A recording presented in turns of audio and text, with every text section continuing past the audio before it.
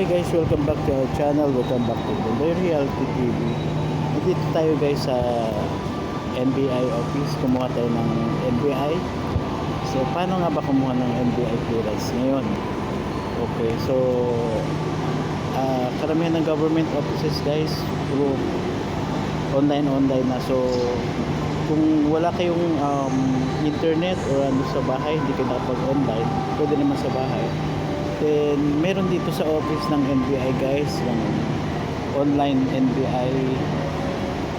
Medyo mahal nga guys, pero may processing fee kasi. So 250. Yun.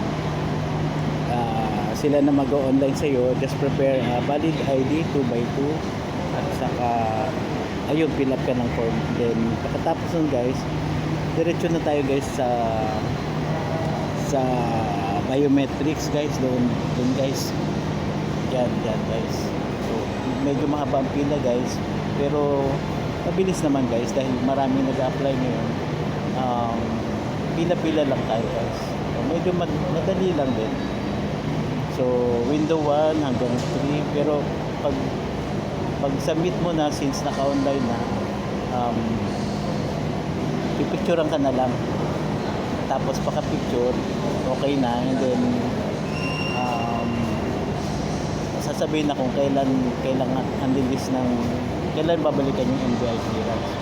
So ganun guys, medyo madali lang ngayon ang proseso yun guys. So yun guys, very short lang yung ating vlog ngayon. So real time tayo guys, so real time nandito tayo. So tapos na tayo, babalikan natin next Monday. So after 1 week kasi meron tayong hits guys. Pag may hits guys, yun yung may kapangalan na may konting problema. So kailangan nila i-verify yun guys. So yun lang guys, so update tayo para sa ibang tips sa ating government offices, isa sa NBI clearance.